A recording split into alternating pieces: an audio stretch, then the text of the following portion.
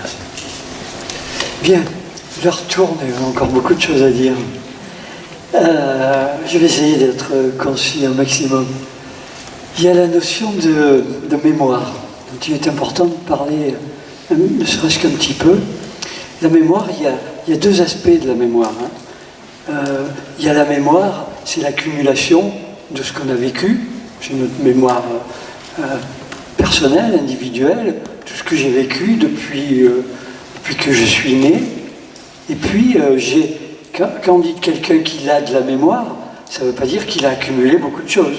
Ça veut dire qu'il a la capacité d'aller chercher dans cette mémoire. Dans son réservoir, il a la capacité, on a la mémoire des noms, la mémoire des dates, on a la capacité de s'orienter, on passe une fois quelque part, on s'en rappelle. Mais la mémoire, c'est quelque chose de très, très complexe. Et puis, il y a notre mémoire, et de ce côté-là, je ne vais pas aller plus loin, mais on porte aussi, on est en train d'en parler, là, avec ces transmissions, avec cet héritage, on porte la mémoire de nos ancêtres. On porte la mémoire de nos parents, on porte la mémoire de nos grands-parents, on porte la mémoire de plus loin, plus loin, plus loin, plus loin, et si on part comme ça, on ne sait pas où on peut s'arrêter. Parce que au niveau génétique, je l'entendais encore hier dans une émission, qu'au niveau génétique, nos gènes portent la mémoire depuis le début du vivant, il y a 3 milliards d'années. On a beaucoup de mémoire.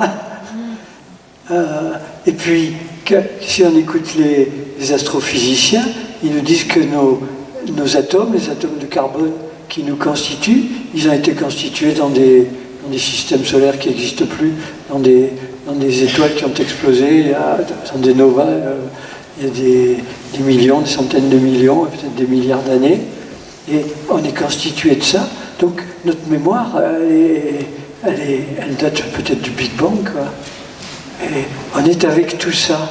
Donc, alors, on a une mémoire personnelle, on a une mémoire familiale, et on rejoint Jung quand il parlait d'inconscient collectif et d'inconscient individuel, parce que mémoire et inconscient, au bout du compte, c'est un petit peu la même chose. Et notre mémoire, elle est faite de tout ça. Et quand je parle de mémoire, je ne parle pas de souvenir, je parle de mémoire. Et il y a un moyen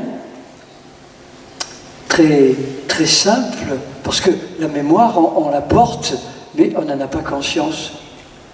On a une mémoire consciente. Tiens, je peux vous demander ce qui s'est passé la semaine dernière, ou quand vous aviez 10 ans, ou vous en rappelez un peu. La mémoire, elle s'arrange avec la réalité, elle déforme, elle transforme, elle se refait en permanence dans notre cerveau, dans notre hippocampe, entre autres. Elle se fabrique et se refait encore. Mais nous, pour aller chercher dans la mémoire, l'outil qu'on a, c'est l'imaginaire. On se sert de cet imaginaire, parce que si je dis toujours la même chose dans les conférences, si je vous demande d'imaginer une porte, chacun de vous, là, vous voyez une porte. Mais vous voyez une porte en fonction de ce qui est en vous, en fonction de votre mémoire. Et si on vous faisait dessiner, là, ou si on vous faisait la représenter, je ne sais pas combien il y a de personnes, mais il y aurait autant de portes que de personnes. Et on imagine à partir de ce que l'on porte en nous, uniquement, pas d'autre chose. Alors, quand on demande aux personnes d'imaginer, parce qu'on va les faire travailler en Gestalt, je vais y revenir après, mais mettons, tiens, cette grand-mère-là, qu'est-ce qu'elle a vécu? Alors la personne dit, j'en sais rien, de toute façon, moi j'étais pas né, elle est morte avant que je naisse, qu'est-ce que tu veux que je sache de cette grand-mère paternelle? Mais on va demander à la personne d'imaginer. Et ce qu'elle va imaginer, ça va être en lien forcément avec ce qu'elle porte dans sa mémoire de cette grand-mère paternelle. Alors, pour ce qui est, je vais m'arrêter là sur la mémoire, mais on pourrait en parler beaucoup, parce qu'il y a des choses absolument magnifique sur le sujet, mais bon voilà, le temps nous limite un petit peu. La Gestalt thérapie, la Gestalt c'est un mot allemand, il n'y a pas de traduction exacte en français, mais il y a l'idée de mettre en forme, de donner une structure. Pour nous, c'est projeter sur la scène extérieure quelque chose que l'on porte à l'intérieur. C'est un outil qui a été créé aux États-Unis dans les années 50 par quelqu'un qui s'appelait Fritz Perls, Perls comme la perle en anglais, et qui a mis au point cette méthode. Il travaillait avec 2 chaises. Il disait, bon, ben, vous êtes là sur cette chaise, et puis sur la chaise en face, il y aura, mettons, votre père, votre mère, votre grand-mère. Et il faisait alterner les gens quand ils étaient sur une chaise, ils étaient eux-mêmes. Quand ils bougeaient, quand ils allaient sur l'autre chaise, ils étaient l'autre. Et il faisait parler l'autre qu'ils portaient en eux-mêmes, bien entendu. Et donc, on utilise cet outil. Les gens qui viennent travailler avec nous dans les cycles qu'on propose, on va leur demander de se mettre en place d'eux. Alors, c'est déjà totalement différent de parler de quelqu'un. Je veux parler de mon grand-père. Mon grand-père, il a fait ci, il a fait ça, et puis il était là, il n'était pas là, il a eu 3 enfants, bon voilà, je vais raconter la vie de mon grand-père. Mais si je me mets sur une chaise ou sur un coussin, et que sur cette chaise, on me dit, bon, maintenant, tu es ton grand-père, et tu vas parler en place de ce grand-père-là. Quand on en fait l'expérience, et quand on fait ça, quelque chose vient de notre mémoire, et on s'aperçoit parfois qu'on va dire des choses qu'on n'aurait jamais dites si on avait parlé du grand-père. Et nous, on l'a vécu dans notre travail sur nous, donc on sait ce que c'est, on sait l'effet que ça provoque, mais on le fait depuis 20 ans, 30 ans, bientôt, maintenant. Et donc, il se passe des choses, des fois étonnantes.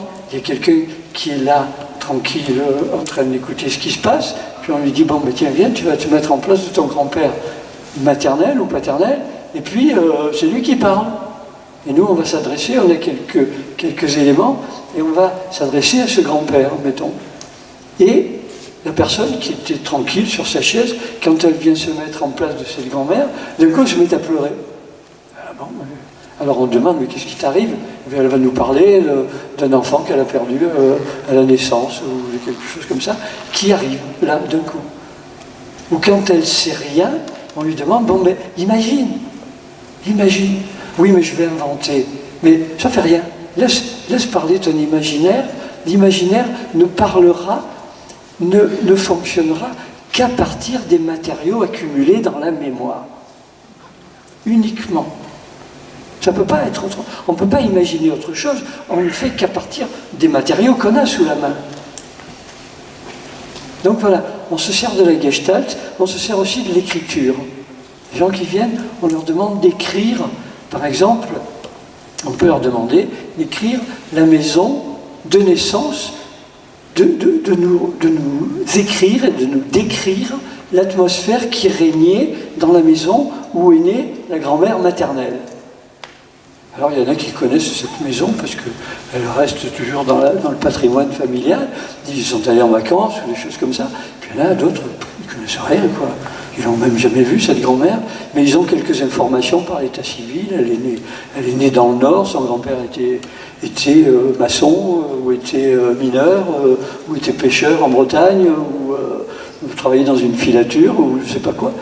Peu importe, ils ont quelques éléments. Et à partir de ces éléments, on leur dit, bon ben, imagine, écris cette maison. Elle est comment? Il y a de la lumière, c'est sombre, c'est petit, c'est grand, c'est comment? Et ce qui vient, c'est une forme de réalité en lien avec ce que la personne porte dans sa mémoire. Voilà, on travaille avec ça. Alors, ça peut parfois laisser sceptique. Oui, mais j'ai peur d'inventer. Oui, mais on invente, on imagine uniquement à partir de ce que l'on porte en soi. On ne peut pas faire autrement. Vous demandez à n'importe quel artiste, n'importe quel peintre, il fait à partir de ce qu'il porte en lui. Un écrivain n'écrit qu'à partir de ce qu'il porte. Voilà. J'ai l'impression qu'on a débordé et qu'on va se faire... Je vais essayer de résumer.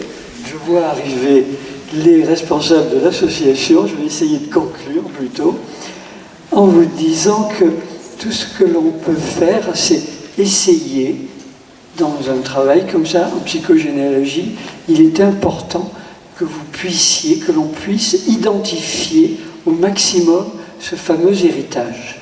Parce que tant qu'on n'arrive pas à l'identifier, on est comme une marionnette. On est manipulé par ce que l'on porte en nous, par ce qui n'a pas été vécu ou par ce qui a été vécu par certains de nos ancêtres. Et c'est comme des ficelles qui sont tirées. Et faire un travail en psychogénéalogie, c'est pouvoir identifier ces ficelles et dire « Mémé, je vais arrêter de rouler pour toi. Maintenant, je vais essayer de faire quelque chose pour moi. » Ou « Pépé, ça va, je vais continuer ta voie parce que ça correspond exactement à ce que j'ai envie de vivre. Mais je le fais en conscience. »